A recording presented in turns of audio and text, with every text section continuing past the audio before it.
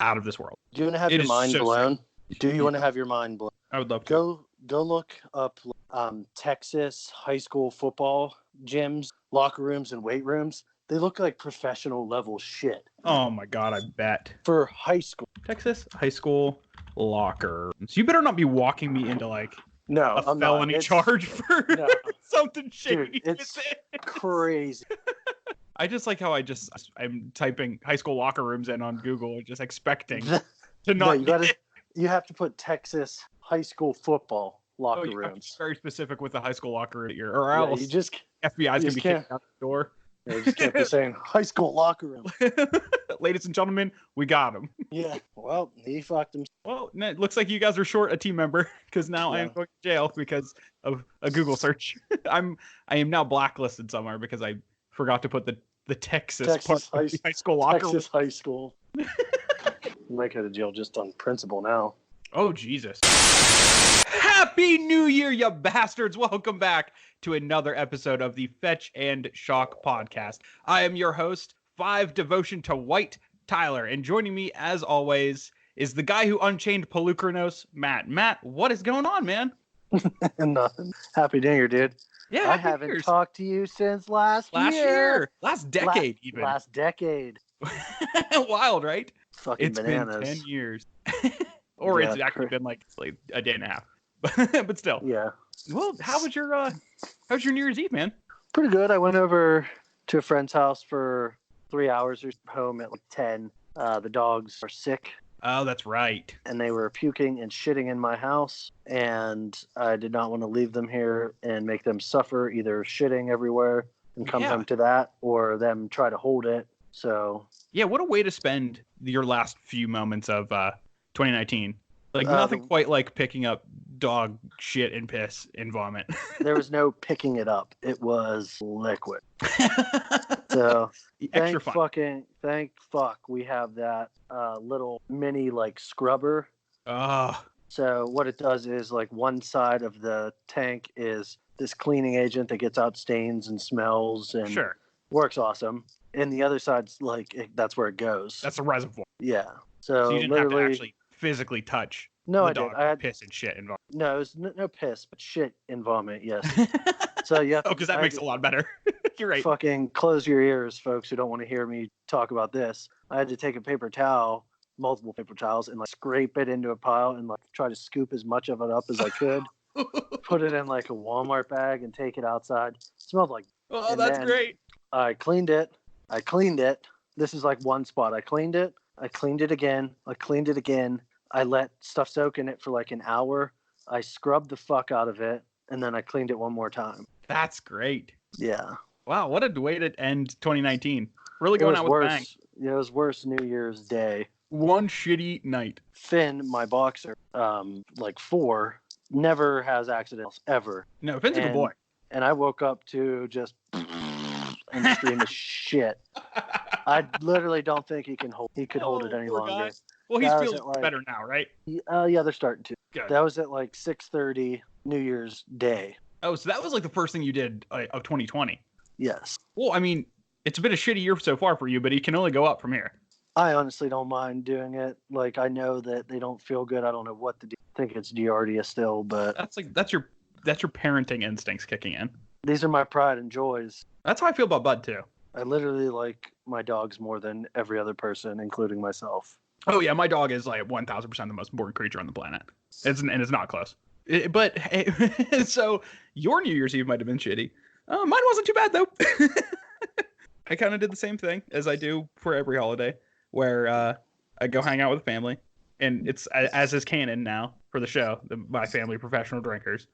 So we did that thing. Except for I calmed it down. I only had a few beers because I had to drive home and I did have to take care of Bud. But after the ball dropped, went home and then got a good night's sleep and did not, for the first time in a very long time, for at least as long as I can remember, I woke up on a New Year's Day not hungover. Yeah, I was sober as a bird. I started 2020 not hungover, which is a great omen for this year. I started 2020 playing Call of Duty. Also a decent omen. Yeah. Or a really bad one that you're just starting off with an addiction. It's just you're gonna ride that wave all the way into the next decade. Yeah, I had 2 glasses of wine and a beer. Oh, so you were drinking fancy. No, that winery's super close to my house. Oh, that's right. That's right. I signed up for that membership, so I get wine for like free tasting. So I'm there. Ain't I love going to that place. Wine. No, it's a nice mix up. It gives me one hell of a hangover if I drink too much. That's why you drink like a glass or two, and I'm usually in the clear. Yeah. It's a sugar content. I don't eat sugar. Like I don't drink sugar. Like you know me, I seldom drink a soda. The only carbonated beverage I drink are beer and LaCroix. My favorite carbonated beverage is actually. See, I can't drink ginger ale unless I'm sick. I fucking That's like my go-to sick ale. thing. Oh, I love ginger ale. I don't know why. I never did for this time. And then something clicked, and I was like, I fucking loved it. Well, I also burnt myself out on ginger ale in college. But so have you ever? Do you drink gin at all, or have you drank gin? Fuck no. Oh, I love it. So there's like this cheap, disgusting, like it's like $11. It's like $9 to $12 per bottle of like Seagram's gin, but they have a peach flavored one. That's disgusting. I don't know how I figured it out, but if you mix the peach Seagram's gin with ginger ale, it tastes exactly like a peach ring. Yeah. And I got that actually sounds delicious. It's so good, man. Oh my God, it's so good. I haven't had one it was probably like since I've been like 21. That was like my pre-20 because I was like, oh, well, I'll give this person $10 and they'll go buy me a bottle of gin and then I can go buy my own ginger ale. And then it just mixed that concoction together and then just went to somebody's party at college and woke up on somebody's floor. Sounds about right. Or in somebody's bed or on the streets or somewhere. Yeah, that sounds correct. Drinking fucking gin. Yeah. Oh my God, I love gin so much. It's like drinking a tree. It's like drinking pine needles. Yep, gin and tonics or chewing on a pine cone. Yeah, I love it. Oh goodness, sign me up. Something so refreshing about a nice gin and tonic. No. Makes you feel like James Bond. Sounds disgusting. I don't want any part of that. So good. Anybody out there who likes gin and tonics? Represent. Go fuck yourself. Well, if you like gin and tonics and you also like Magic the Gathering, then this is the podcast for you. This is the podcast for. Or if you hate gin and tonic and you do like Magic the Gathering, then you could be on Matt's side of this argument. But I guess the common denominator in that is that at some point we're going to talk about Magic in 2020. Yeah. Yeah, let's talk about some Magic. Or maybe that is just where the future of the podcast is. We're just not all of 2020. We're putting Magic on the back burner. Maybe we'll mention it once or twice. You know, it would be really funny to do an entire podcast, not mention Magic once, and then just sign off. That is going to be great. And that's going to be our 1 year episode where we're not going to mention Magic once. April Fools. Oh, that's really good. Okay. Yep. Mark your calendars, kids. April Fool's Day is going to be the Fetch and Chuck non-Magic podcast. Yeah, I like it. God, I love that. Well, we have a few months till then, so I guess we could probably talk about Magic now, right? We probably could, yeah. Yeah. And as was last year, which is again this year, it's spoiler season. It is spoiler season. God, and I love it. I was off spoiler season last year. I got kind of worn out by it.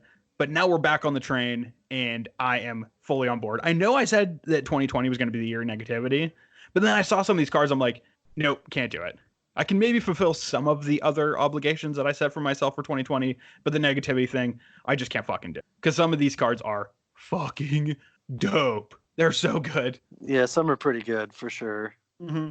Yeah, I'm so excited to we have a good amount. That set. Yeah, we have a good amount of cards that we want to talk about. So let's start with kind of where we left off last time we were talking about the spoilers.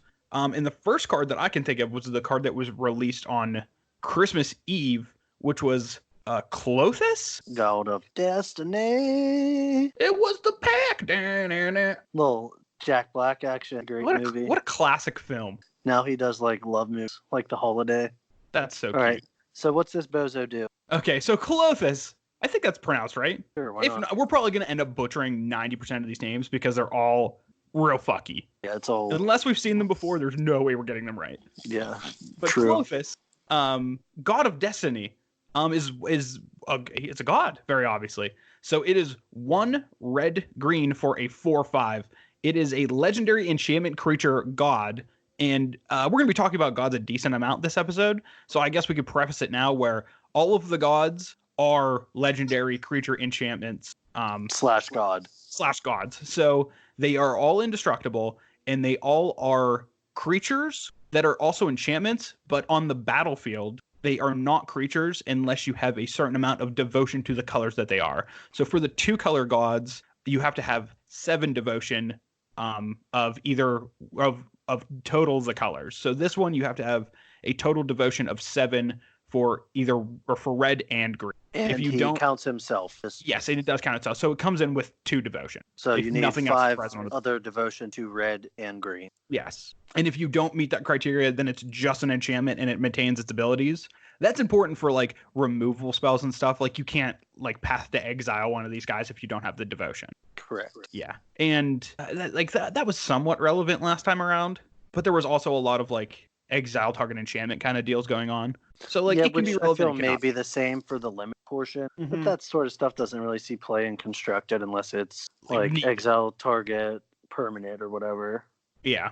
So when we talk read this bitch. When we talk about gods, we're not going to go through the entire thing. Just know that when we're talking about them, we're skipping that part of that you need the devotion because we'll say the number. Yeah. We'll say devotion X for blue or red, green, or fucking pink and yellow. Sure. So this one, devotion 7 for red, green. And at the beginning of your pre-combat main phase, exile target card from a green. If it was a land, you can add a red or a green. Otherwise, you gain 2 life, and Clothis deals 2 damage to each opponent. And this guy is a 4/5. For 3 mana that will either A, ramp you, or B, drain and gain for 2. And my thing with this is... Well, not quite drain and gain. It's a life swing for 2. Yeah. And my thing with this this god is, it is like this ability to interact with a graveyard, you never ever see out of red. Yeah, pretty much never. Yeah, and we were talking before, you see it in green occasionally with things like Scavenging Ooze, but like outside of like a Grafdigger's Cage style thing, you never get really interaction with a graveyard. So at worst, this guy's ramping you, and at best, you're taking an important piece of a graveyard out of your opponent's graveyard, and then a 4-point life swing. I think this is my prediction. This is going to be good in standard to fight the escape mechanic. Yeah, I definitely can see that happening.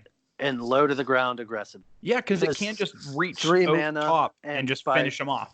Yeah, not only that, if 3 mana and your devotion's up, you play this guy on turn 3, you make some mana with him, and then you play another creature and you smash for... He turns on at a 4/5 on turn 4. Yeah. Generally, you're going to play a 1-drop, probably going to play a 2-drop. This is your 3-drop. So it's possible to turn this guy on by turn 4 and smash for a fair amount of damage. And especially in red-green, there's a lot of those red-green 2-drops. And honestly, you could even ramp this dude out with, Goose or something like that. Yeah, for sure. That's definitely something. I wasn't even thinking about this in a standard context, but that's very, very true. I think that's only where it's going to be. That's where it's going to shine. Oh man, my thing is, I think this card is going to be like a very, very powerful card in Pioneer, and I do think it has potential to see Modern play, because in like a burn deck or something like this, you're going to be filling your graveyard with spells, and a lot of the time the burn deck just needs that extra like couple points of damage to finish off a graveyard. It says a graveyard, yeah. So a graveyard. That's different. I just spent the first 4 turns of the game like bolting you and lava spiking you and XYZ. I have 5 burn spells in my graveyard. I land this guy, and then over the course of the next 2 or 3 turns, I'm just like, oh, exile my lava spike and get you. Exile my other thing, get you. A graveyard. That's that's a game changer. Yeah, that's I huge, assumed man. Opponent. I don't know why, but okay, that's a lot different. Yeah, that makes the difference for me for sure. Yeah, that's definitely better than what I was thinking. Like this makes the Pioneer burn deck.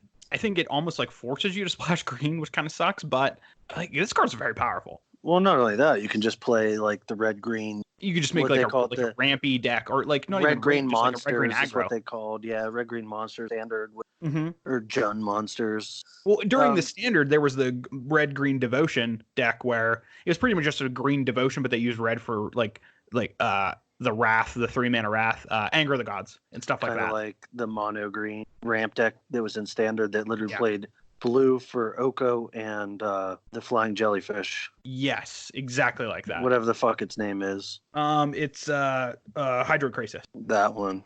But this card is so good, I think. Just the ability to interact with your opponent's graveyard if it's necessary because of the escape cards or anything like that, even in a context that isn't just Standard, like Modern, like being able to just get like a good Snapcaster target away from your opponent, or in a Dredge sense, just getting away like a Dredger, or any other deck that could possibly have some interaction. Because like even the Urza decks now are playing that one legendary Merfolk and getting like their 1-mana target, their good 1-mana target that they milled over. With this, that seems doable, and just the 4-point life swing that's nothing to shrug at. Yeah, it's not nothing. It's just incidental. This card's good. This card's sweet. The art's pretty dope. Unlike this next motherfucker, this art I hate it. Oh, see, I love this art. We had a conversation about this before. That the old art is very good. This art is, I think it translates different to a card, but I have seen like the larger painting of it, at least online I have. And the larger painting is awesome. But I guess we could say what the card is. It is our good friend Gary from previous Theros, Grey Merchant of Asphodel. Gary for short, because that's a long name, and I hate it. Yeah, so this thing is a 2/4 zombie for 3 black, and it has, whenever it enters the battlefield, each opponent loses X life, and you gain X life, where X is equal to your devotion to black. Yes. This card was the finisher in like the mono black devotion deck. This thing's big and popper. Yeah. This used to be a common. It got bumped up to uncommon. Yes, it did get because of the power level of the card. Yeah. So no matter what, you could play this turn 5 with nothing else. You drain and gain for 2, and you have a 2/4 body. Yeah. Which is fine. But like that's worst case scenario. Best case scenario, it's like a 6-point, 7-point life swing. And you're like either killing your opponent or getting them damn close to killing your opponent. Yeah. And either blinking this dude or playing multiples, generally game over. It's a very, very strong card. My initial thought, too, was, is this... I mean, we already knew that Devotion was a thing, was going to be a mechanic. And thinking back to the previous time that we had Devotion in Standard, that Standard format was pretty much ruled by the two big Devotion decks. I would say 2 to 3 big Devotion decks. It was like blue and black. It was like the 2 top ones were, like you said, the blue Devotion, black Devotion, and then like tier 1.5 of that was the green-red Devotion. And then I think in that tier you also had like the blue-white control deck. But I saw this card and immediately was just like, oh, that's something. And I went back and looked at some of the cards that we have in black, some of the creatures that we have in black in the coming set. And there are actually some really, really powerful ones. Like Devotion is a very strong mechanic. Oh, for sure. It leads into playing generally monocolor or monocolor and splashing. And it's only, the thing is with it, it's only as powerful as the permanents that are in that form. Yes. But with this, like you think to the previous one, the 2 cards that come to mind from that deck, well, I guess 3 cards that come to mind from that deck are Desecration Demon, which was like the big beater finisher in that deck. Pack Rats, which was something that in long games you just ran away with it and it could just like aggro you out. And then turn 2 Pack Rat, followed by turn 3 make a Pack Rat, followed by turn 4 make a Pack Rat. Yeah, that's pretty good. But and then Night Veil Spectre, which was just your boost for Devotion.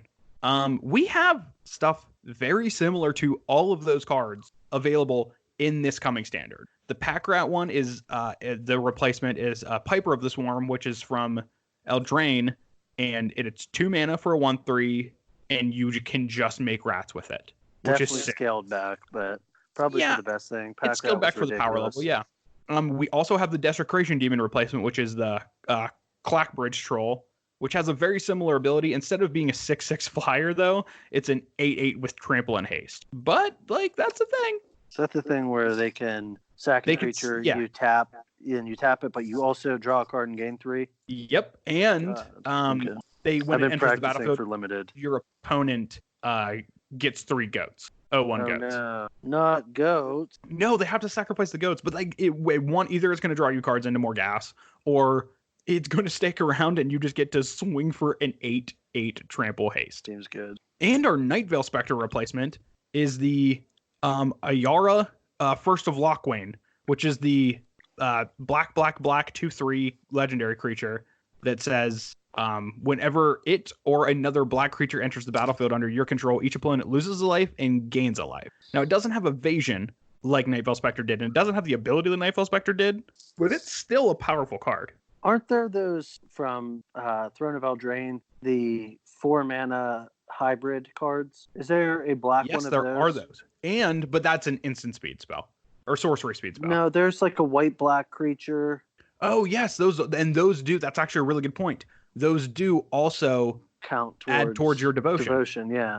Which was one of the Night Veil Spectre. Yeah, so there's those too. Yeah, so and even down to before they had Hero's Downfall as like the primary removal spell, we literally have Murderous Rider. Is 1,000% better. Which is, yes, the swift end part of it is exactly destroy target creature or planeswalker, except for you lose 2 life, which is fine, but... Hey, Gary's going to gain all that shit back. Gary's going to gain that life back, and you could only cast Hero's Downfall as a spell. This you can cast as a spell, and then next turn, you can just bring it back as a 1/3 lifelinker, or as a 3-mana 2/3 lifelinker.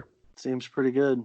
Like, I think that devotion deck might be sweet. Yeah, and you can play some of your 1-drops, like the Cauldron Familiar, or some of those zombies that are just like a 2/1 comes into play tap, just some shit like that. There's definitely always room for just like dirtily little idiots in those decks just to get you to the point where you just get a bunch of devotion, cast Gary, kill your opponent. Or just get in there early. Yeah, just to whittle them down. And then finish them. So Gary's strong. Yeah, I'm interested to see what else comes from this as far as devotion goes, because if that's kind of back on the menu for standard, I'm pretty happy with that. Yeah. I really liked that standard form. So these 2 cards, the blue one, I'll let you talk about, because I'm talking about the one right above it. Yeah, okay, that one. Sure.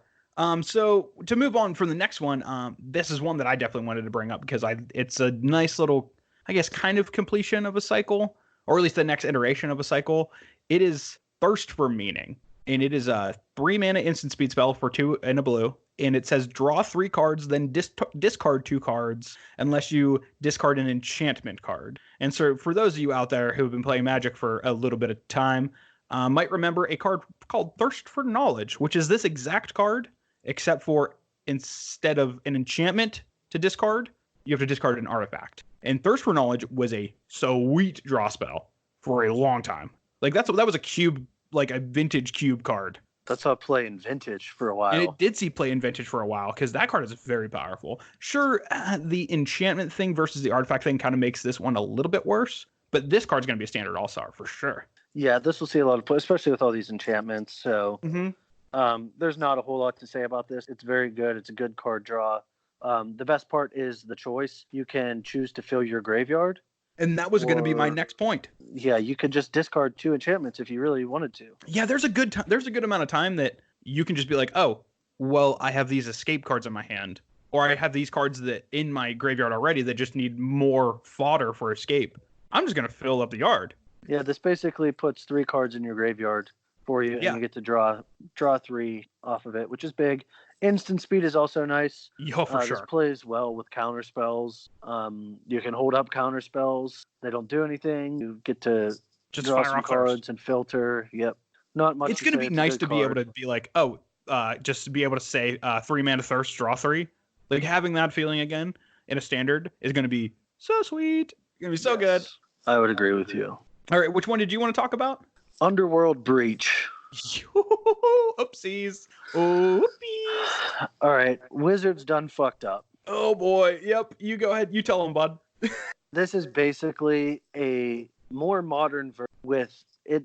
Makes it an escape Yawgmoth's Will. So this one is 1 red for an enchantment. And this enchantment reads, each non-land card in your graveyard has this. The escape cost is equal to the card's mana cost plus exile 3 other cards from your graveyard. At the beginning of the end step, sacrifice Underworld Breach. Ew.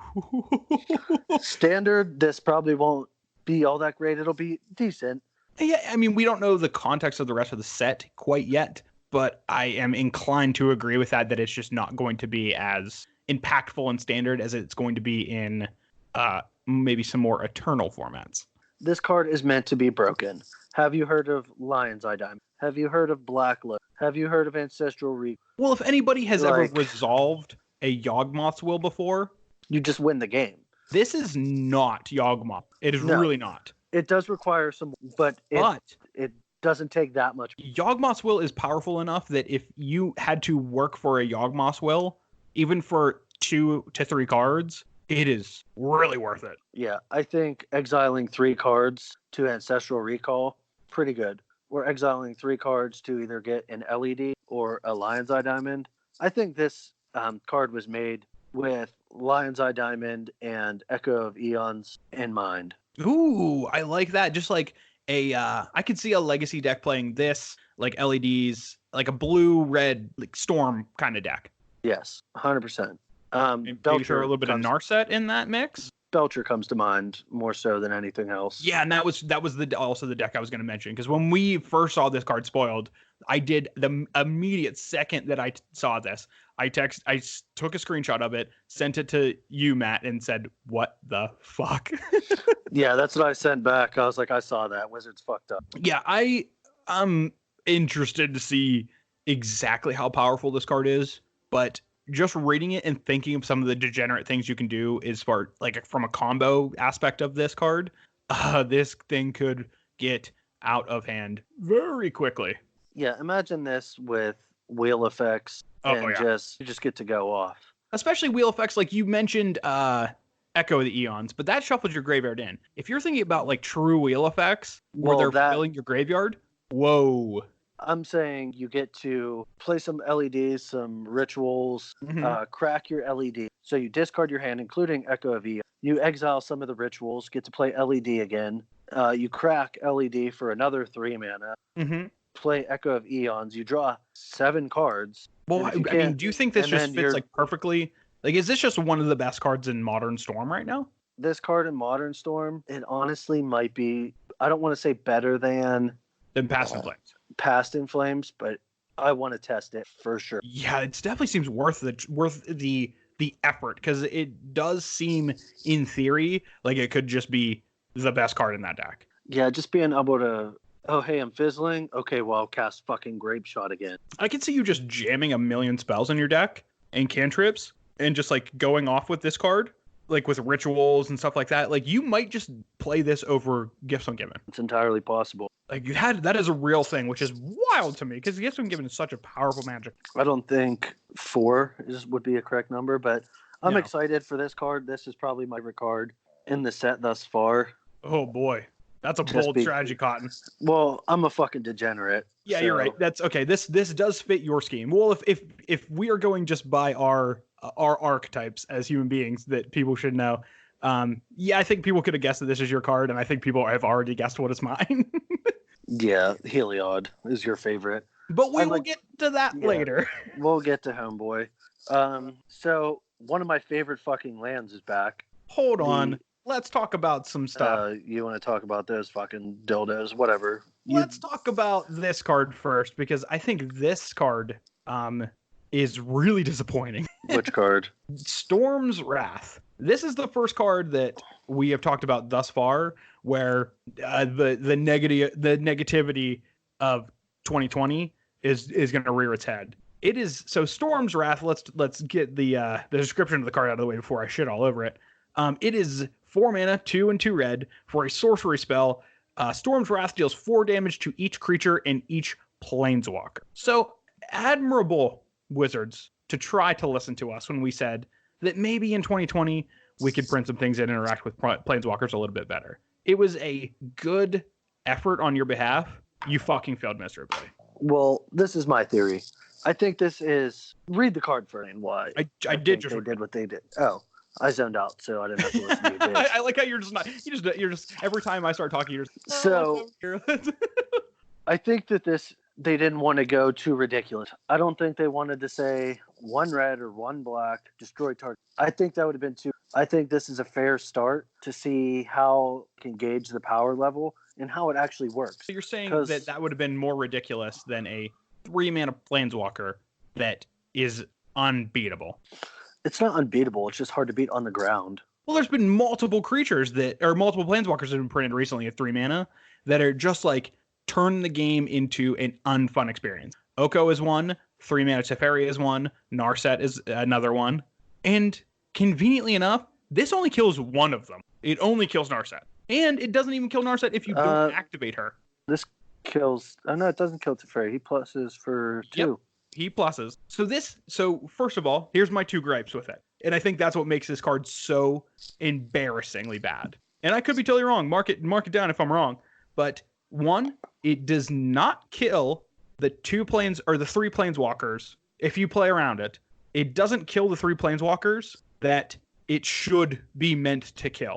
The 3 mana ones that come down were like the turn before you cast it. It doesn't kill Oko because Oko goes above this. It doesn't kill Teferi if you plus Teferi because it goes above 4. And it doesn't kill Narset if you don't minus Narset. You know what it does kill though? Every single creature up to that point that should be dealing with these Planeswalkers that are not dealing with these Planeswalkers because these Planeswalkers are too good. Maybe this wasn't made to kill Planeswalkers. Maybe this was meant to supplement a literal Planeswalker. So it's just built to make Planeswalkers better. Maybe. But it kind of the Planeswalkers. Which then you can't ultimate as fast. Sure, but it still wraps the board of ways to interact with those Planeswalkers. Like, the card that was meant to deal with Planeswalkers before this was Questing Beast. You know what this thing kills? Questing Beast. Yes. What? Wizards, what the fuck? Oh, well, I hate this card. First of all, this wouldn't see... In practice, I hate it. This is for standard. Let's be very honest. Okay, and but if they printed something that could interact with Planeswalkers in other formats, that'd be great. But also... They do. It's called fucking counters. Yeah, but you don't want to have to only play blue in order to interact with Planeswalkers. You don't play like that's a bad game. Creatures. Design. But creatures don't deal with Planeswalkers anymore. Like Teferi bounces them. Sure, Narset, but like against creature decks, Narset doesn't do anything. But Oko really fucking puts a hurting on creature decks. Teferi is pretty much insulated against creature decks by itself. And Narset doesn't matter. So like, what was this card designed to do? Because it doesn't do anything that I feel like it's supposed to be designed to do well at all. If it was just straight up 4 mana, 4 damage to each Planeswalker, that would even be better. Yeah, I don't know. It might have been made for Jeskai. I don't fucking know. Oh, I hate this card. Not because it kills creatures, but because I don't think it does what it is designed to do. That might be the case. I don't think they thought Oko was going to be as good as it is. Yeah, but even if that was the case, now that they do have the information that Oko is good, like they could have just went back and made this like 3 mana. Even then, that makes it a little bit better. And yeah, I think that's a bit strong. 3 mana, afford everything. You could do 3 mana, deal 2 to creatures, 4 to Planeswalkers. Could do that. That would be fine.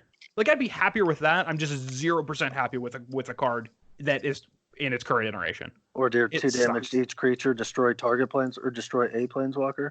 Ooh, right. That would be good. Or destroy like up to 2 target Planeswalkers. I want to talk about my favorite, most balanced that I think have ever been printed. If you've ever listened to me talk about these, you know that I'm actually very on this. I wouldn't care if they printed these every single set.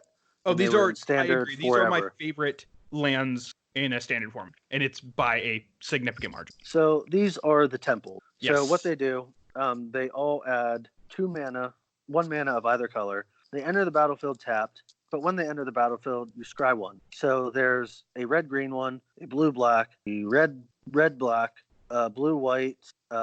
What's the other one? There's one more. The red-black. There's the Dimir one. Oh, the blue or the green-white one. The Temple of Planet. Oh, green-white. Yeah. So and this actually completes the cycle. Now we have all 10 of them in standard. Yeah, and these are by far the most balanced. Yep. Ever. They're not actual to be fetched. They enter tapped, but you get a little bit of a bonus in coming in tapped. Yeah, they're not completely useless as a tap land, but they aren't so powerful that it's slanted. Yeah, these are nice. You have a little bit of a shaky hand, but you get a free scry off a land drop, which lets you see an extra card. Might hit a land drop, might hit a spell, helps dig late game. Yeah. I'm in for these. I like these. Yeah, so fuck Storm's Wrath. Fuck that card. But the temples, yeah, great inclusion. Really it would be weird if they didn't have the... Yeah, and also speaking of lands that they're bringing back, Field of Ruin is in the set. It's true, I did see that. That is pretty sick. I really like Field of Ruin. Because I saw that and he said it, but they're like, can we bring Field of the Dead back now? What is this? Was the failsafe for when Field of the Dead was too good? And they're just like, oh wait, no, Field of the Dead is really too good. So Field of the Ruin, boom, we're back, baby, back to destroying non-basics, just as Richard Garfield intended. Everybody's favorite standard legal wasteland. That would have to be Wasteland. Oh, it's standard legal wasteland. Wasteland was standard legal at one point. Okay, that's fair. You're right. I stand corrected. Modern standard legal wasteland. Fair. I will be more specific. You better be. But okay, so let's move from the standard. Let's move from a 60 card constructed to a 100 card singleton constructed format. What do you think about Nyx Lotus, Matt? It will probably be in every single commander deck from here till the end of time. At least like single and double colored commander decks. I agree with that. Or not, at least not spell based one. So I have a feeling this was instead of what's that land? Nykthos, Shrine to Nyx, and I agree with you 100%. So this is Nyx Lotus. The art on this is incredible. I love it. I want to buy one for the art. Yo, this is going to look freaking gorgeous in foil. I hate foils. This is going to look absolutely stunning in foil. With the sky in the background and the lotus being all like purple and like looks like it's kind of like it's emitting some energy and stuff, and it's like rainbow colored and shit. Oh, this is going to look fucking dope in foil. So like every lotus, it adds, you choose a color, tap, choose a color, add an amount of mana of that color equal to your devotion to that color. Yes, and it enters the battlefield tapped, and it is 4 mana. It's a legendary artifact too. Yes. So not quite a lotus, but it could add more. It does do lotus type things. Yes. You don't have to pay 2 like you did on the shrine, but this does cost 4 mana. It comes into play tapped. So, what I really liked about this card, what I liked about this was it says like it enters the battlefield tapped, sure, which is fine. In commander games, I don't think that's going to make a significant impact. No, not at all. No, but it does say choose a color, and then you add mana equal to that chosen color. So you don't have to choose the color when it enters the battlefield. You do. That's you pretty tap neat. it. So that makes it usable in more than just monocolored deck. I'm gonna retract. I don't think this is you play in Commander. I think this is also going to be in Pioneer, because there's currently the deck that just pumps out mana with the tap untap shit. It is, what's that? That's a hot take. The Lotus Field, I think it is. Yes, the Lotus Land. Yeah, whatever that one is. It's Lotus Field. Yep, you're right. Yeah, Lotus Field and Thespian. And this is just another way to make stupid mana quick. Well, I lied. That's mostly all spells. So yeah, nix that. Get it? Nix it. So wait, hot take revoked. Yes, nix it. Nix it. Yeah, I had to say it 4 times before you fucking got it. Oh, I see what you did there. I see it. Listen, look at you. You got some jokes. Commander All-Star. Next card. Oh yeah, this card's gonna see hella play in Commander. This is probably it might very well be the best Commander card out of this. Yes, probably. So from the best Commander card out of the set to the best Modern Dredge card out of the set, going from a very large scope to a very niche scope. Let's talk about Ox of Agnosis or Agonis. Agonis. There's not an N in there. You're right. It's Ox of Agonis. This card is something. So it is a 5 mana 4/2. It's a creature Ox, if that mattered.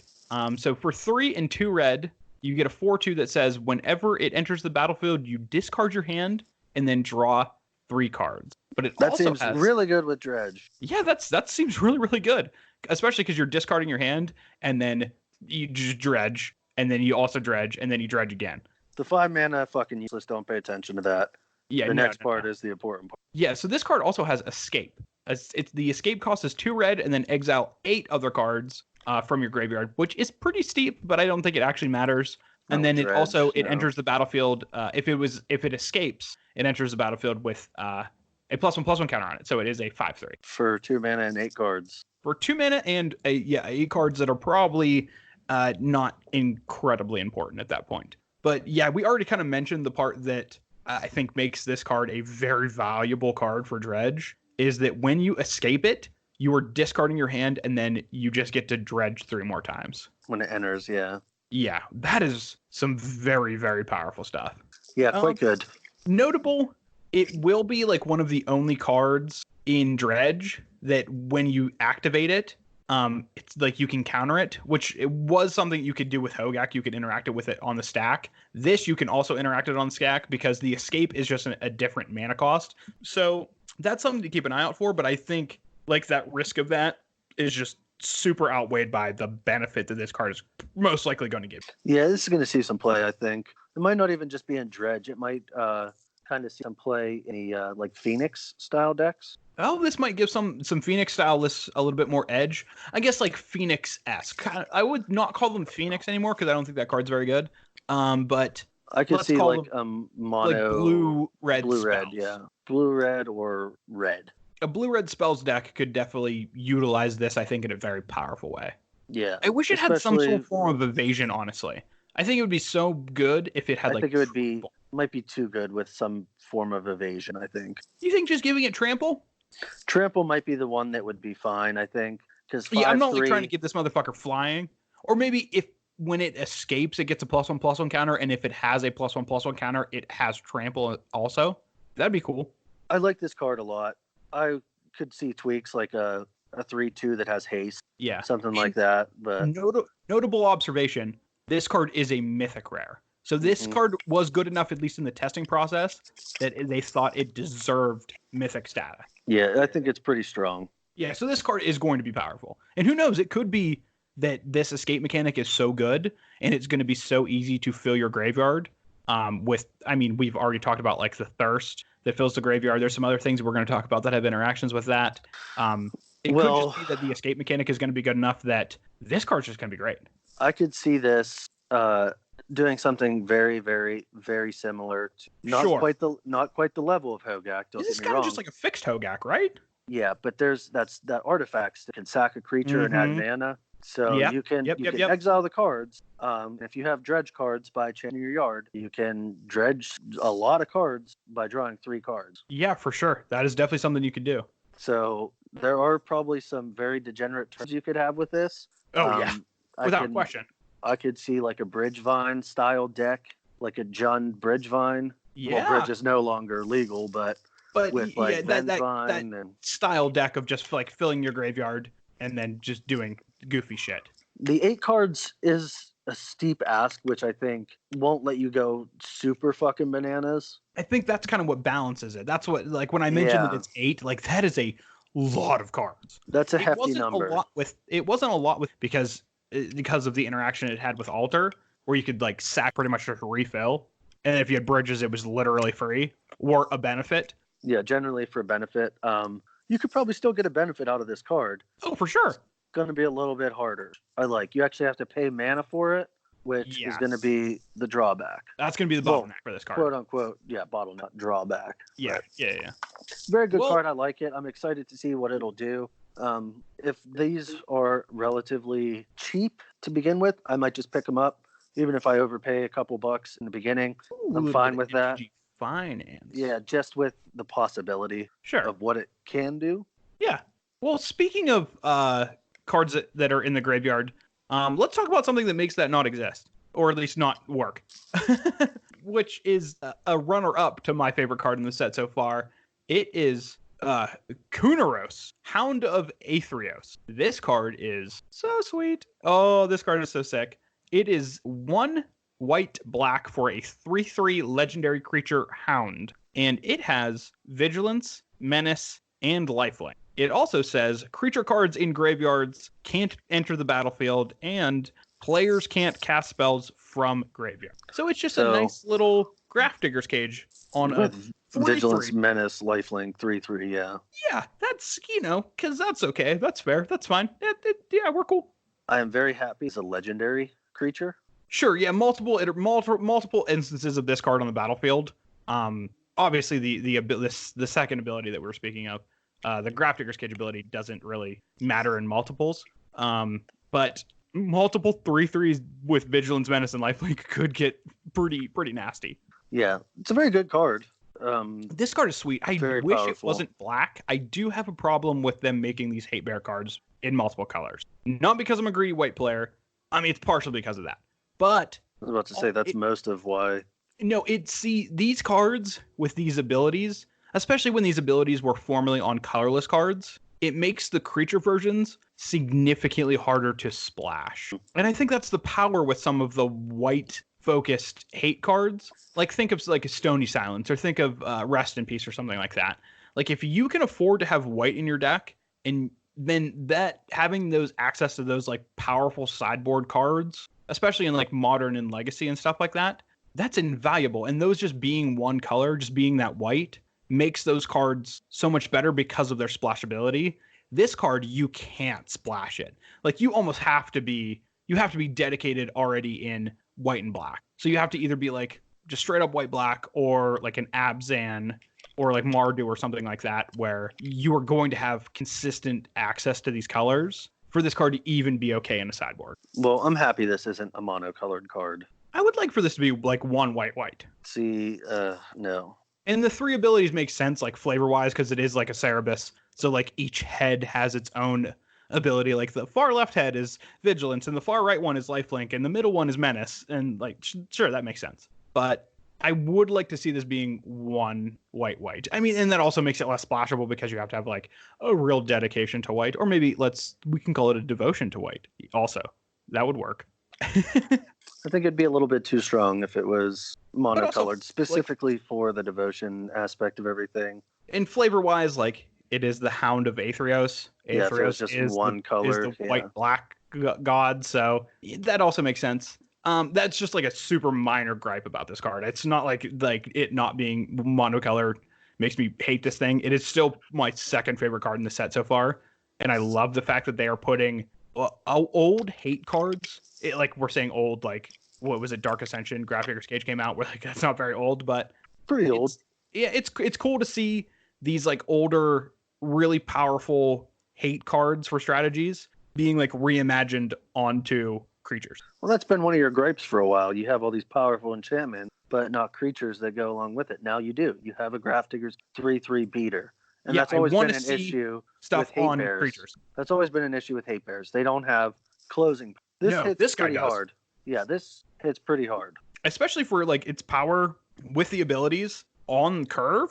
Like just even without the relevant ability, like let's just say you open this in draft, this is probably going to be like first pickable in draft, regardless of the ability. No, probably. I would assume. I mean, the color restriction does make that argument a little bit less valid.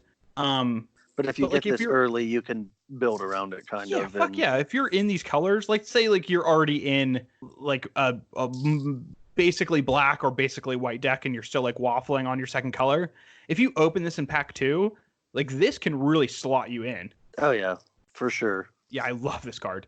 Big fan. So the next one that we want to talk about, do you want to mention Treacherous Blessing? I think that card is something that we could probably shine light on, because I know we talked about this a little bit before we started recording, and we had some interesting back and forth on it. So this card is it's called Treacherous Blessing. It is 2 and a black for an enchantment. Shocker, Theros enchantment. But when it enters the battlefield, you draw 3 cards. It also says that whenever you cast a spell, you lose a life. And whenever Treacherous Blessing becomes the target of a spell or ability, you sacrifice it. So this is just 3 mana, draw 3 cards in black, which is pretty cool. Helps devotion. I don't think I would play this unless I had a way to take advantage of getting rid of it. And so that was the thing. Sacrificing enchantment to get some ability, or sacrifice a permanent. Yeah, like this card has such a high ceiling. Just 3 mana enchantment that draws 3 cards when it enters. Sold. I'm in. Yeah. But oh my goodness, yes. This drawback is pretty big. Yeah, if you don't have like a free or relatively free or at least beneficial way of getting rid of this thing, it is very low. But if you do have one of those like very like either cheap or beneficial ways of getting rid of it, where you're not like wasting a spell on it, then this card is so good. Yes, I agree. Even if you lose 2 life off of it, that's still a better rate than a lot of cards that are, well, not divination. This draws 3 cards. Yeah, no, I'm saying it's just, that's what I'm saying. It's a better rate than like a divination effect. Oh, yeah. So limited, I don't think I would ever take this. I just don't think I would. Yeah, unless something else is printed in this set that makes it like that gives this legs. Yeah, you're never going to be able to do that. But in a constructed context, if there is a way to interact with this in a positive way, or at least in a net neutral way for you, this card can get fucking wild. Yeah, drawing 3 cards for 3 mana. Divination is so powerful in slower formats because it generally it's either a good mid to late, like that mid-rangey style, like, hey, draw 2 cards, or turn 3, you miss your land drop. Hey, I'm gonna spend a turn here, hit my land drop, go. Yeah, and that's kind of my thing too, where it's just like I said, this card has a high ceiling, low floor, so it just depends on what else we see or what people can do with it. Yeah, so I'm waiting. Might be good, might not be good. I do want to talk about that Kraken. Okay, yeah, fire it off. Yeah, so Nadir Kraken, it's 1 blue for a Kraken. It's 2/3. Whenever you draw a card, you may pay 1. If you do, put a 1/1 counter on Nadir Kraken and create a 1/1 blue tentacle creature. Yeah, this card is so That's cool. A fucking house. It's a mouthful, and you do have to work a little bit for it, but if... Not even. I don't think you do. I mean, it just sets you like there's a game back, action that assuming you're making land. There is a game action you must take every turn of Magic. Otherwise, there's some other effect. Yeah, you're draw a card. And that's what I'm saying. Like you play this turn 3, turn 4, you draw your card, pay 1, you 3 power for 4 mana, which just gets better and better. It has flying. The token has flying, sorry. Oh, no, it doesn't. It does not. It's just a 1/1 creature. It's a tentacle class. I'm still okay with that. This thing grows in power every time. Yeah, it does make this guy bigger. And that's what I'm saying. It sets you back a turn, but if the chances of this format being slower, I think are pretty high. So it's setting you back a turn is not going to be as impactful as like a very aggressive format. Like the previous standards where we've had like mono red being like king shit. This card is really good in slow formats where you land this on turn 3, and then your turn 4, you're basically on turn 3. And your turn 5, you're basically on turn 4. Yeah, well, it's a 3-drop that attacks for 3 if you want it. And then and you could just sit back on this thing, and you don't have to do it every time. You get a free a token and a 1/1 counter for a mana. Yeah, that's 2. And you said, you don't have to. 2 power for a mana, a colorless mana. Yeah. I'm very in on the card. And it's every instant you draw a card too, which is like pretty fucking good. Yes. And to harken back to our previous discussion about like devotion, and if like the chance that devotion is a thing, which I think is pretty high, this is a really good card in like a mono blue devotion deck. I think this is just a good card, and like it's a good. Yeah, no, you're right. It's just good. It's just a good card in general. But if there is a mono blue deck that is built around like kind of tempo-y, like drawing cards and just like applying pressure, this card does that in spades. Yeah, I think it's very good. I'm excited to see what it can do. Yeah, that is a card I am excited to see what happens. The next card I want to talk about is maybe not particularly powerful, but a card that has some interesting backstory to it. It is 1 with the stars. So it is 3 in a blue for an aura. You enchant a creature or an enchantment. The enchanted permanent is an enchantment and loses all other card types. So it doesn't lose its abilities. It still does everything it did before. It just becomes solely an enchantment. And the interesting thing about this is it was actually a card that was in, if you remember, the mystery boosters that they did, drafts up and stuff, that had the playtest cards in them. This was actually exactly one of the playtest cards. It had a different name, but mana cost, ability, all that stuff, it is exactly one of the playtest cards. That's neat. That is so cool. And that also makes me think like, oh, if this is what they're doing with the playtest cards, where like they're setting them out into the wild and seeing how people respond to them, even though it's a pretty minor sample size, maybe using that as either future mechanics that were on those mechanics that we hadn't seen before, or new designs for cards that we hadn't seen before. It's really cool that happened. Some people were like scratching their head at it, but I think that's totally sweet. Yeah, I like it. I mean, this card, like, the application of it is super strange. Because, like, what do you do? Like, it just protects you can cast it and protect one of your creatures. It just says that, like, targeted removal can't kill one of your creatures. Yeah, destroy target creature. Destroy target enchantment. Yeah. So you can just, like, disenchant a creature instead of having to, Doomblade it or something else. I don't think it's very good, but there might be something that I don't eat or get yet. Yeah, I mean, it's not unplayable, but I don't think it's particularly powerful. Just in the context of it's a set where enchantments matter, and you do get the pseudo protection. And if you only have like removal in your deck that destroys enchantments, like you could turn something important into an enchantment and kill it. Like I mean, I don't know. Yeah, there's some things. I don't know. Like, let's say there's a card that you only have like destroy creature in your deck, but you do have exile enchantment in your deck, and there's some indestructible creature, like one of the gods or something. Or well, I guess the gods are enchantments anyway, but like an indestructible creature, you can turn that creature into an enchantment and then exile it. Like there's just some niche things that this thing might be usul for, but it's a 2 for 1 in yourself, so not very good in that case. No, it's not, but you never know. So let's move on to the next one. It is Devourer of Memories. This card's pretty interesting. It is a blue and a black for a 2/1 creature. It says whenever one or more cards is put into your graveyard from your library, it gets a +1/+1 until the end of turn and cannot be blocked. And for 1 blue-black, you can put the top card of your library into your graveyard. So it only ever gets +1/+1. No, it does. Yeah, it never gets more than a +1. So it's not like it's only you could like mill yourself for 5 and give it +5/+5. Yeah, it doesn't turn Glimpse the Unthinkable into +10/+10 on block. Yeah, correct. It's either a 2/1 that can be blocked or a 3/2 that cannot be blocked. So there's a couple different things this is good with. It's good with escape. It's good as like in inevitability. 3/2 unblockable creature for 3 every turn. Yeah, that was kind of where my thought was with it. The escape cost, it fuels some escape stuff. Yeah, or just general self-mill strategies, which could definitely be a thing with, like you said, the escape mechanic and some of the other things that might trigger off of things being in the graveyard. Yeah, so it has some play, I think. I think it'll be decent and limited. It's a 2-drop for 2 that gets to become 3/2 unblockable, which isn't nothing. No. Those things always end up being better than expected, I guess. Yeah, and that's kind of my thought with this too, where it's just like, sure, this seems innocuous at first, but there is a good chance that this card will just be a standard powerhouse. It's possible, yeah. Time will tell with those. Yes, I like this card a lot. But we don't know about this card yet. There is a card that we do know about though, because it's a reprint, and it is Idyllic Tutor. Yeah, hopefully it's no longer $50 or whatever it was. Oh yeah, it was insane for a while because it only had like 1 or 2 printings. In like Morningtide we just talked about this in the last episode, the year in review, where they like don't print. We were just like, oh, they don't really print tutors anymore when we were talking about Karn. Well, they heard us loud and clear, and they're like, well, bitch, now we do. Yeah, because we are getting actual factual tutor.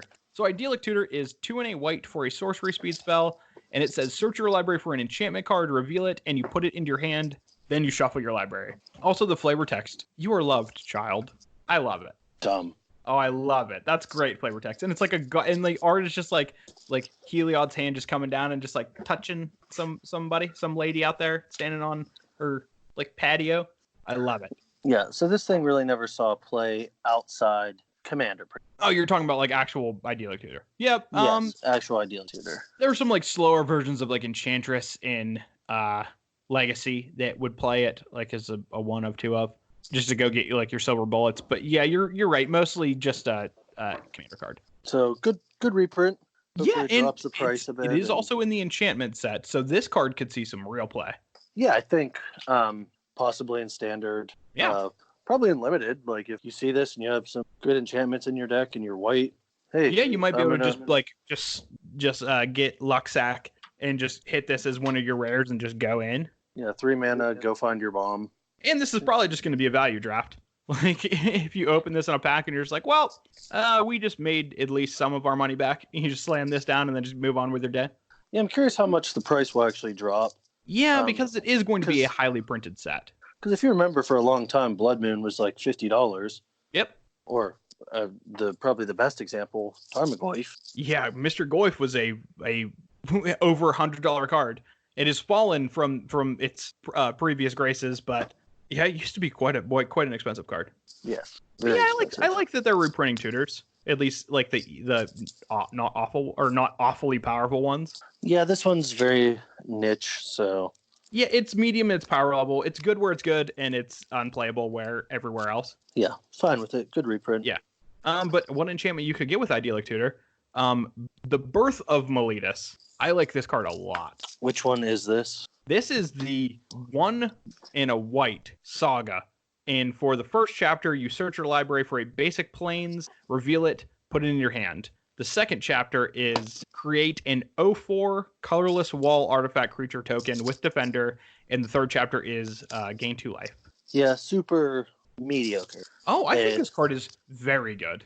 Goes and gets a plane. Yeah, at 2 mana, planes. So it's really not fixing, but it is kind of draw a land. Yeah, it's basically like Wall of Omens. Yes. Right? Wall of Omens that always gets a plane and draws 2 life or gains 2 life. Yeah. So I think this card is going to be very playable. I like this card a lot. And I like the direction that this card plays. And it's got like a neat little, like how the sagas kind of are supposed to tell a story.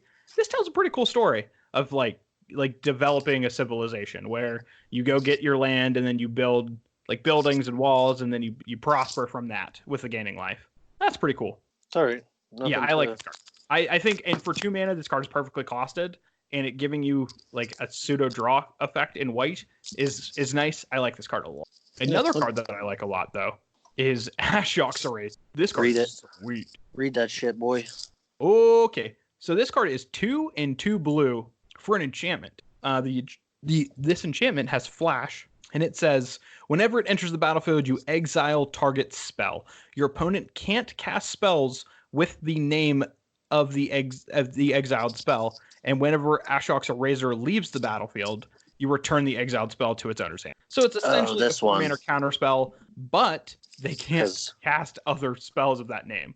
Yeah, which 4-mana 4-mana enchantment counter spell. So good for devotion decks. Good in control decks. Has like that meddling mage effect. Yes, I think this card is really cool, and it's a cool take on like the enchantment version of a counterspell, where it's not just like, oh, this is a shitty enchantment that exiles something. Like it's super similar to one of my favorite cards of all time, Spellqueller. Yeah, similar. If they remove it, they get their spell back. Yeah, which I'm a sucker for Spellqueller. So anything kind of like that, I'm just like, oh, this reminds me of something I'm super fond of. Yeah, you're in on it. Yeah, so I love it. But I mean, this card could be very powerful. This card is probably going to be a staple in like control decks in this standard format. Oh, I would assume so. Yeah. So moving on from that, the next card is Dalakos, Crafter of Wonders. This is going to be a commander guy for sure. He is 1 blue-red for a 2/4 legendary Merfolk Artificer. You can tap him and add 2, but you can only use that mana to cast artifact spells or activate abilities of artifacts, and equip creatures you control have flying and haste. I don't know if this guy's good enough to be a commander by himself, but whoa, is he? He is very powerful, very, very powerful. Oh, see, I think this thing is strong enough for to be a commander. Yeah, you're probably right. The reason I say that is there are a lot of living weapons. Yeah, artifacts matter. 3 mana that ramps. Batterskull off this guy. It's 3 mana in 2 colors that actually matter for artifacts. That's big. And then it's a 2/4. Just casually turn 4 a Batterskull with this guy. Yeah, and then you have a 4/4 flying vigilant lifelink haste. Yeah. Seems okay. Gathering. Seems all right. That is pod racing, ladies. I like that. But yeah, if you're into commander and you like your equipment, this is a guy that you should definitely be looking at. Well, there are definitely equipment decks. Oh yeah, for sure. Format. I just don't know if this guy's better than the other options available, but he might slot into like a Jeskai version of it. If he was white, he would probably just be the go-ahead Jeskai artifact or equipment commander. But not being white, I think he just slots into those style strategies. Yeah, that's possible. Because white with equipment is just so good. Well, there's a lot of, oh my god, that fucking hurt. I just tried to hold a sneeze in and cracked my sternum. Hey, don't do that. I didn't know I could do that. On the Fashion Shock physiology podcast, Matt learns about his body. Is what you're trying to say there. That's the one. I've been drinking. Oh my god, it like cracked like I cracked my back. That's great. I did. I tried to hold in a sneeze so I didn't make it really fucking loud in your ear. Well, I appreciate you sacrificing your body for my well-being. I won't do it again. I didn't think you would. Yeah, so Mr. Commander folks out there, Mr. and Mrs. Commander folks, enjoy. Yeah, I don't think... I'm not even sure if this is standard playable. We'd have to see some fucking dope equipment for this guy to even give a shit. Ember Cleave? Ooh, you could go cleaving with this guy. You're right. Adds 2, so it helps. Get your cleave on. Yeah, might be a thing. I don't know. We'll see. Who knows? But also shout out to Ryan Pancoast, artist of that card. Best artist on the planet. I've heard that before. Yeah, weird. Probably because it's just true. You probably heard it from people that aren't me. Maybe. Well, moving on from Magical Commander Christmas Land to very fucking powerful Real Magic Land. Let's talk about a little bit of some Pelucrinus. Matt, I heard you unchained him. I unchained this motherfucker. I heard this card. Very, very good. Well, let's go over the novel that is on this guy's card, and then we will talk about exactly how fucking busted he is. It reads, play this card, you probably... Yeah, kill your opponent is pretty much what it says. But more specifically, it says, Pelucrinus Unchained, he is a creature. He's a legendary zombie Hydra, which is a fucking dope creature type. So he is 2 black-green for a 0/0. But when he enters the battlefield, he enters with 6 +1/+1 counters. If he escaped, he enters with 12 +1/+1 counters.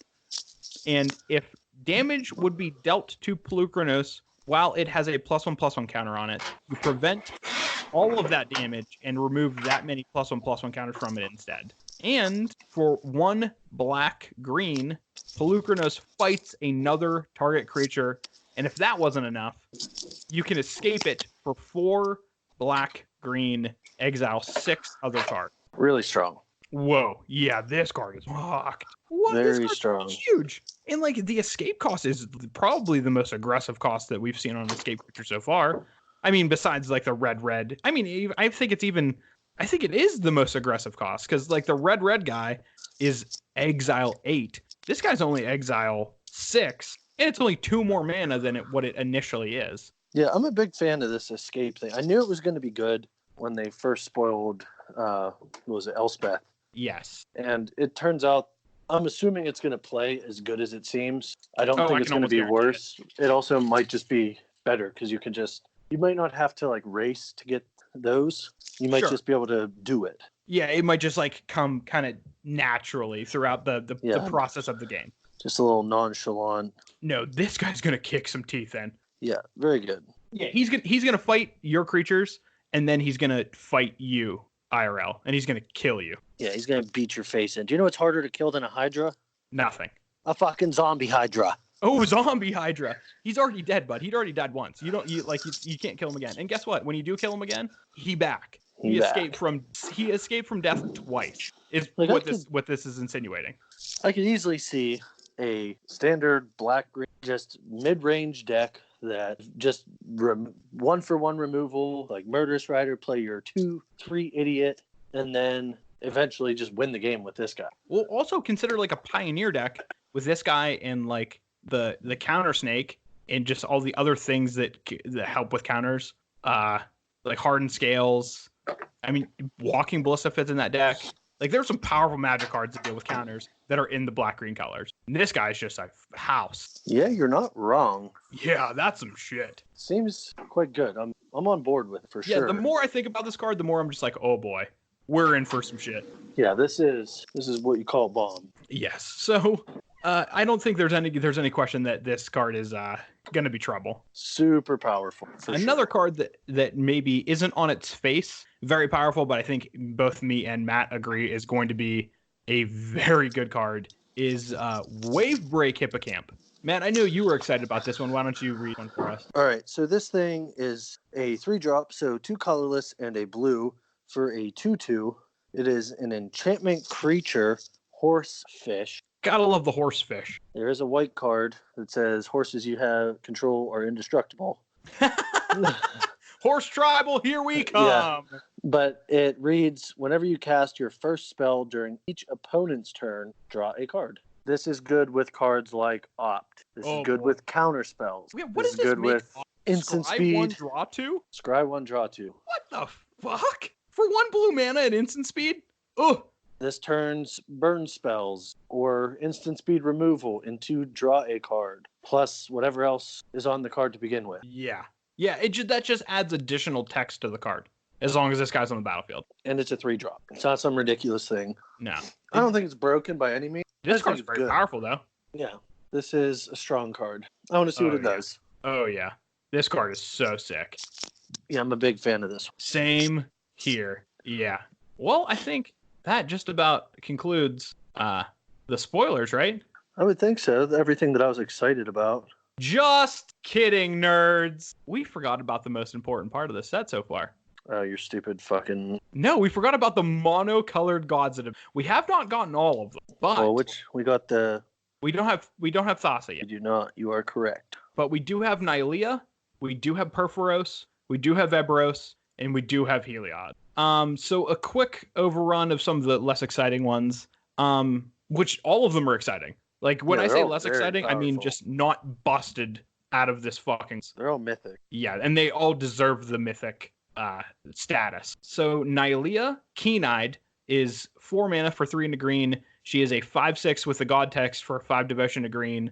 And she says, creature spells you cast cost 1 less, and for 2 and a green, you reveal the top card of your library. If it's a creature card, put it in your hand. Otherwise, you may put it into your graveyard. This card is very fucking good. This card's gonna be gas. Yeah, 5/6, very strong. Less than 5, or so this and 4 other mana symbols on the board under your control. You got a 5/6 beat. Yeah, ain't nothing wrong with that. In green, it's relatively easy to get yourself some green devotion. Yeah. Just because of the nature of green. Correct. Yes, which I love. Another one that is a bit lackluster. I mean, I guess, again, you can't really call any of these lackluster because I think they're all just generically pretty good. But Ebros is the black god. So for 3 and a black, you get a 5/6 god devotion, obviously, to black. And then whenever another creature you control dies, you may pay 2 life. If you do, you draw a card. And then for 1 and a black, you can sacrifice another creature.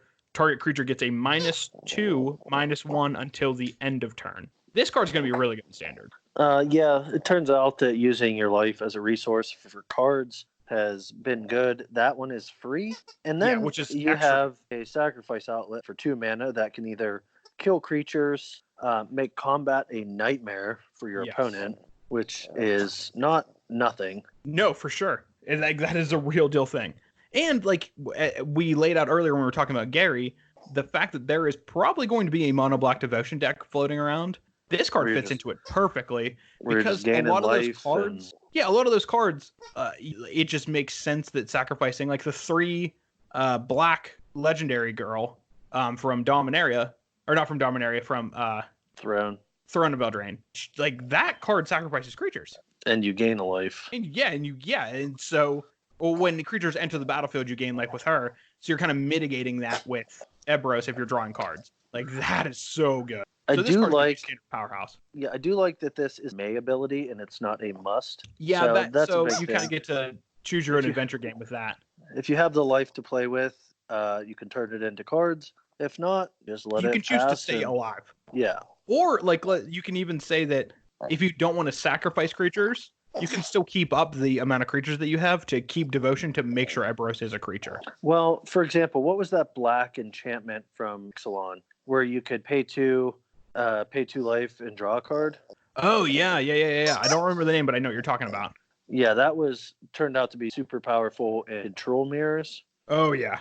Because your life total really didn't matter at that point. It just, you card advantage your opponent out until you won. This does require some creatures to die, so there is that aspect of it, but also just a 5/6 beater if it's on that's indestructible. All of these gods are very first pickable. Oh, for sure. For a limited standpoint, that is. Yeah, amazing. So, they're all amazing. Go ahead to Leak Attack. I mean, Perforos. Oh, yeah, you're talking about our good old boy Perforos, the Bronze-Blooded. So for 4 and a red, who is the most expensive god we've seen so far, which is kind of wild that it's more expensive than the green one. But you get Perforos, who is a 7/6 god, devotion to red. And other creatures you control have haste. And for 2 and a red, you may put a red creature card or an artifact creature card from your hand onto the battlefield. You sacrifice it at the beginning of the end step. That's if it's still in play. That's if it's still in play. That is very true. This is also good with, once again, the escape mechanic. Yes, it is. I was trying to think of some other big old beefy red boys or artifact Colorless boys. Yeah, artifact, not colorless. Yeah, artifact. you're right. So in like a standard context? In a standard context. This obviously wouldn't work with like any Eldrazi or anything like that. Yeah, correct. Is Golos banned in standard? No, just Field of the Dead. So that's a thing you could do. Oh, that's cool. It gets you a land and draws a card? Okay. I'm pretty sure there's some other big dumb idiot artifact guys or big dumb idiot red guys. There always is. I mean, I haven't put too much thought into this guy as far as a standard goes, just because he's really powerful in other cards. Yeah, this would be a sweet commander for sure. Oh my god! I mean, both of the Perforoses are sweet commanders, to be honest. Yeah, but yeah, I agree 100%. I don't think this will see play in Modern, Legacy, or Vintage. Just because it's too expensive. Yeah, maybe in Pioneer. I'm not positive. Pretty sweet. The gods are all, like I said, very good. Even if you just have a 5-mana 7/6 indestructible for 5 mana. Fine. Yeah, seems good. And like it's just like the sky is the limit as far as red creatures and colorless creatures that are printed.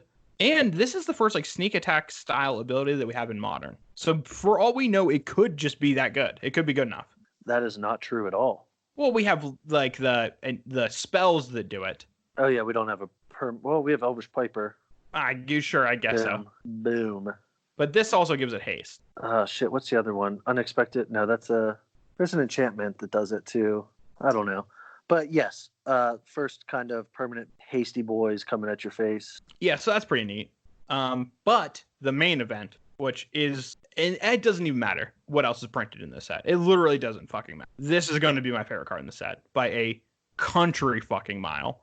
It is Heliod Suncrowned. So Heliod, for 2 and a white, you get a 5/5 legendary enchantment creature god with devotion to white, and then whenever you gain life, put a +1/+1 counter on target creature or enchantment you control. And for 1 and a white, another target creature gains lifelink until the end of turn. A lot of combos with this already. Woo-wee! So this is going to be the Splinter Twin style, where you play this turn 3, turn 4 you play Ballista or something, and then you just ping them to death. Yeah, then turn 5 you kill them. Yeah, I could easily see this being in a white-green deck with some hardened scales, this dumb idiot, some ballistas, and just mow your opponent down on turn 4. I have not been excited about a card printed in a standard legal set in a very, very, very long time. This card is so sick. Like, I am going to be playing this in Legacy. I'm going to at least be testing this in Legacy with like a mono white. Like I'm obviously going to try to jam it in Death and Taxes. I do think it's going to have a legitimate home in like a Legacy like Bomberman style strategy, because it's already playing Walking Ballista. It just gives it kind of a different angle of attack. And so if they just completely shut down like one side of your combo that isn't just like Pithing Needle and Walking Ballista, this will get you there. But I will be trying to jam it in Death and Taxes and doing like a control the game, limit your mana, and then at some point, if I don't just kill you with creatures, just have the inevitable combo. Like, my 2 favorite things in Magic that I've ever done is playing Mono White Death and Taxes and playing Splinter Twin in Modern. Like, those are my 2 favorite things, and I get to do both of those in one deck in my favorite form. I am so fucking excited for this card. Oh, I can't wait. Seems good. I can't. Seems very powerful and combo-y. Yeah. And like there's decks in Modern that I'm going to be testing this with that maybe aren't just like a mono white strategy, but like a Abzan strategy thing with, like I said, the counter snake with Walking Ballista and this guy to combo off with Collected Company and all the stuff. There honestly might just be like a green white version of the deck that is much more simple and like kind of more controlling, like a Death and Tax strategy that just has the combo finish if you don't just kill them with creatures. Like, the sky is the limit for me and this guy. Me and Heliod are taking it to the fucking moon. And I am so stoked for it. I think this just slots perfectly into the Druid combo. Yeah, it would be a similar deck to that. A fucking creature that Coco can find. You could just throw a copy of this in that deck without really changing the deck at all. Yeah, and it also combos. We've been talking a bunch about Walking Ballista with this. Spike Feeder's also still a card. Yes, that also combos with that as well. Triskelion does, yeah. For 3 mana. This card is so sick. Yeah, I'm so happy Heliod exists. I think this card is going to get Walking Ballista banned in Pioneer. Yep. Yeah, for sure. That is, I think, 100% going to happen. Because it's just going to be the Pioneer Splinter. Oh, for sure. Which is all it is. Which, I mean, like I said, my doctrine for 2020 is going to be start playing Pioneer. This is going to be the first deck I play. I'm going to 1000% jam this deck. And until it's banned, I will not let up on the gas. I don't think you're going to have to wait that long. That's fine. I will enjoy my day in the sun while it lasts. And then when Heliod winter comes, I will pack my bags and go home. I don't think it's going to get that bad. Oh, I love it, though. Oh, thank God. Wizards has listened. For once, they fucking listened. I told them, give me a good white card. They're like, oh, they did, and it's going to get banned, like I told you. Oh, fucking Christ. We did say that, Wizards are just going to give us good white cards, but they're going to be so good that they're just going to be fucking immediately banned with whatever interaction they have. Yeah, that's what shot was called, and it's probably going to be confirmed within a couple months, this card being out. Oh, for sure. I would be surprised if this wasn't been Pioneer. Oh, it's going to be so slick while it lasts, though. I cannot wait. Well, look at Copycat. Copycat didn't make it that far. No, it did not. This is slower than Copycat, though, which is a thing. No, it's not. Yes, it is. Because you have to have a Walking Ballista with 2 counters. And that's the part that makes it slower. Hardened Scales, my dude. Or anything else that can put counters on shit for... Yeah, sure. So you have to have 3-card combo in order for it to or be quicker. A 2-card combo in turn 5. Yeah. Or Mana Dorks. That's the thing. Isn't fucking unheard of. No, it's not. And that's kind of why I think it's going to be like a green-white deck.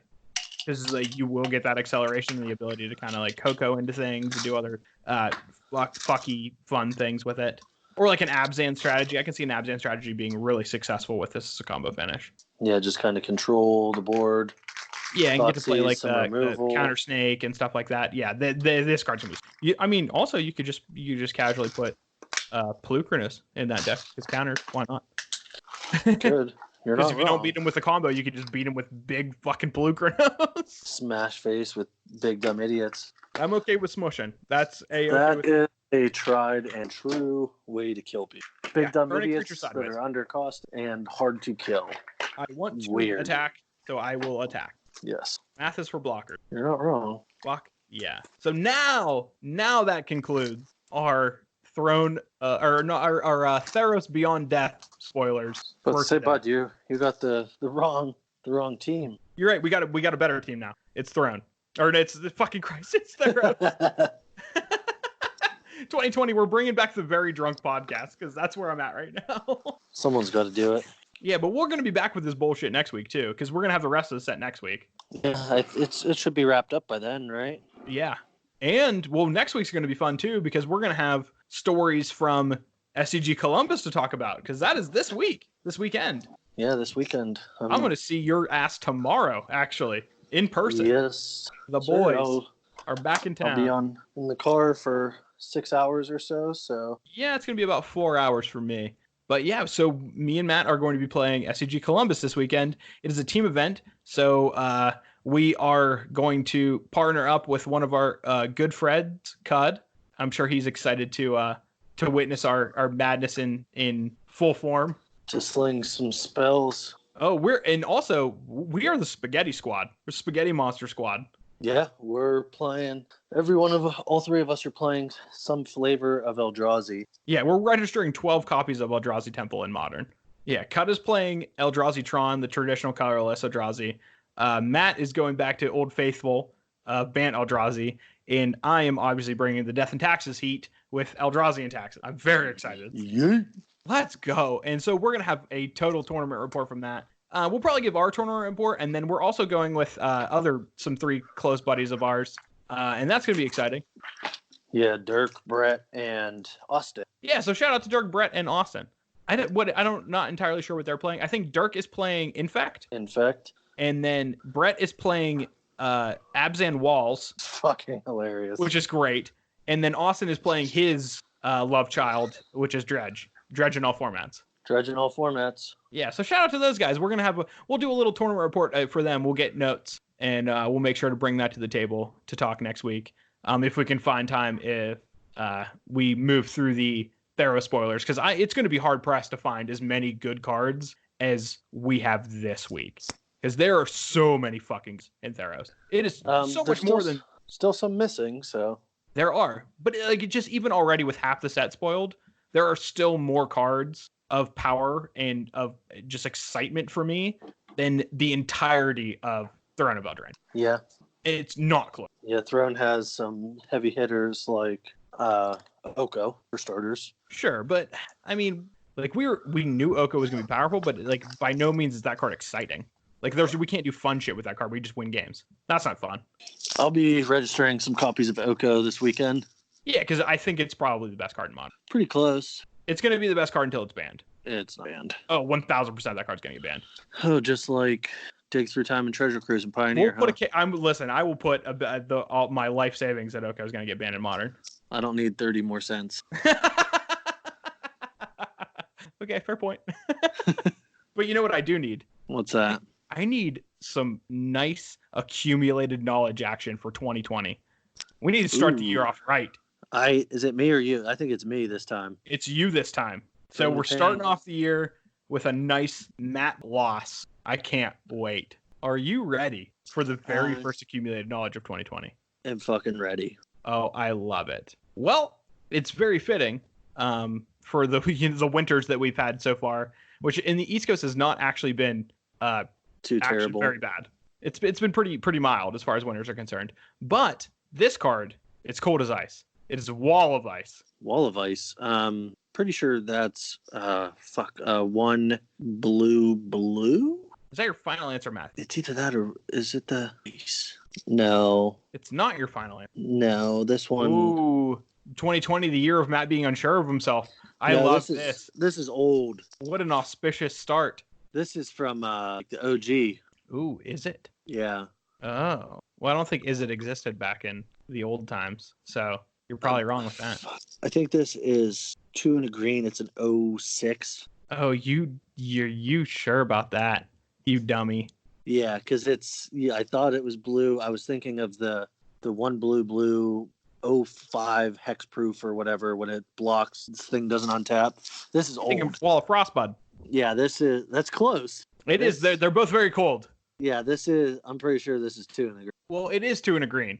And it is an 07 Defender. Oh, I thought it was an 06. That's all it. But you did get it. It is definitely from Alpha, Beta, Unlimited, all of that shit. I almost fucked that one up. You almost did. That would have been a electric start to the year. That would have been you missing bad. The very first card. Fucking Beta with cards. Confidence too, just missing it completely. Yeah, it was close. I heard the excitement in your voice when you're like, "Is that your final answer?" Like, God damn it! I totally gave it away. I was so excited. Oh fuck! That was close. That was a close one. Well, the next one is Gorilla Berserk. Yeah, 2020 is the year of obscure things on accumulated knowledge, which I love. Give me more. I don't know if I want to use a hint on this. Oh, that's a bold Tragicon. It's either green or red. That's very intuitive of you. There are both green and red gorillas, so... Oh, look at you using your brain, your noodle. Well, Gorilla Shaman's red. There's, I guess Curd Ape is an ape, not a gorilla. Oh. There's the 3/4 Echo one for 2 and a green. But what's this one? This is Gorilla Berserker. 2 green, finally. Send it. Ooh, so close. Is it red? It is 3 green. This is old. This has multiple. I think it does, yes. It has the A and the B art from Alliances. Yes, so Gorilla Berserkers is 3 green for a 2/3. It has Trample and Rampage 2. And Gorilla Berserkers can't be blocked except by 3 or more creatures. So Rampage is an old thing. Yeah, Rampage is whenever this creature becomes blocked, it gets a +2/+2. until the end of turn for each creature blocking it. Beyond the first. Beyond the first. It doesn't. Yes, beyond the first. So it would get +4/+4 if it can't be blocked by 3 creatures or by fewer than. So this guy turns into a big boy. Yeah. Fuck. All right. Give me the third one. I love it. So this one is Expedition Raptor. Oh, this is a good one too. I like this one. This is from Oath of the Gatewatch. This is the white support. Is it? Yeah. No, it's white, not is it? Well, what is it then? Pretty sure this thing's 3 white. Final answer. I actually know it is because I remember because support is fucking awesome. Support is a very powerful mechanic, and this card is indeed 3 white. Yeah, I thought so. Yeah, it's Expedition Raptor, 3 white for a 2/2 flying bird creature. And whenever it enters the battlefield, you support 2. Yeah, I knew that one. I've got that one good. Oath of the Gate. So you need to finish out these next 2 strong, bud. But I think the next one you might have. It is Desolation Twin. Pretty sure that's 10 mana. Ooh.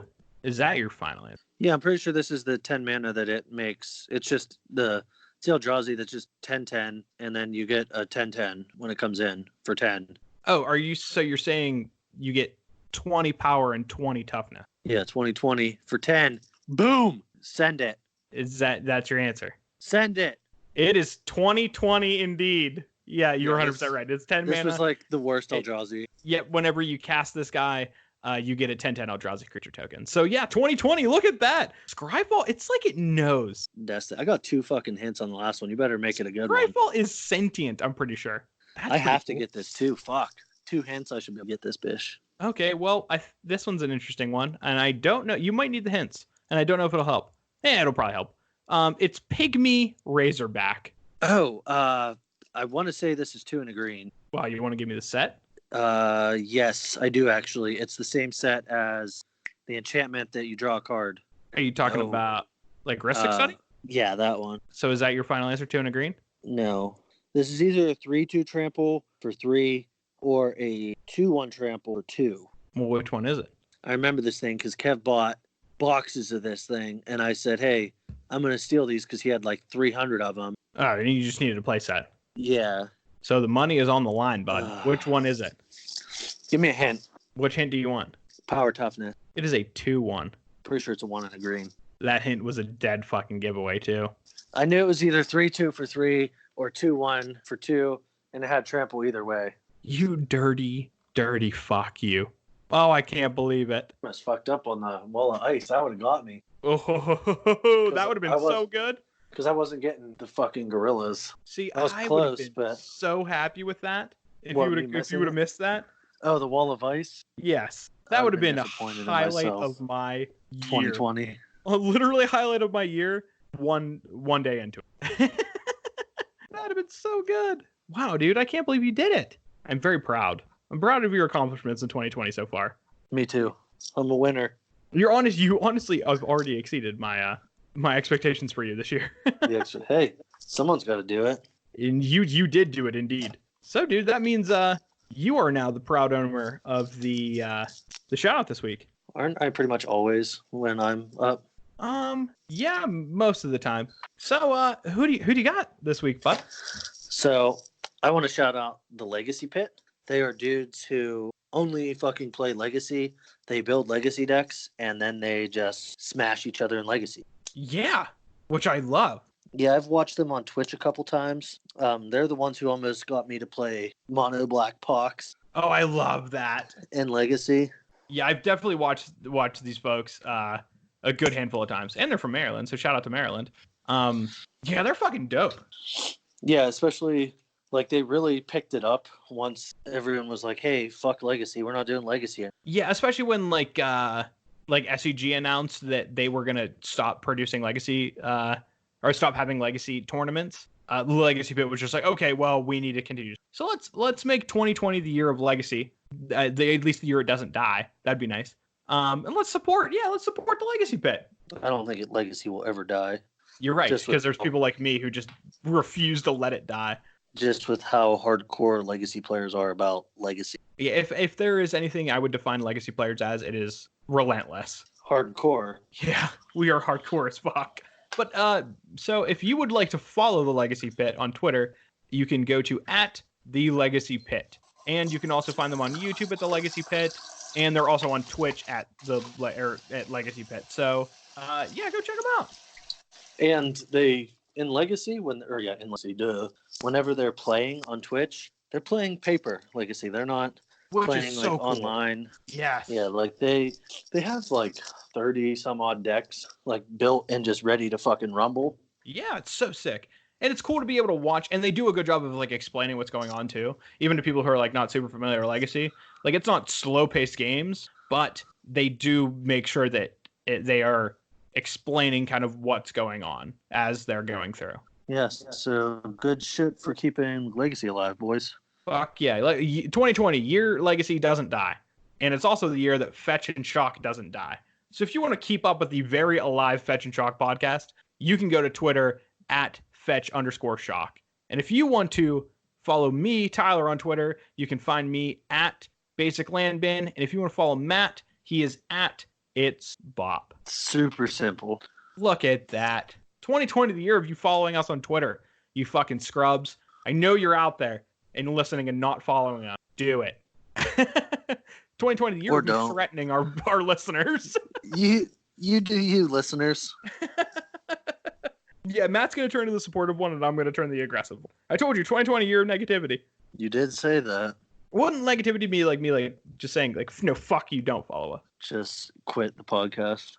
Hey, fuck all you, and then never do it again. I'm actually really excited to do the episode where we don't talk about Magic at all, and we just bullshit for 2 hours. That is literally just going to be a normal phone call between you and I.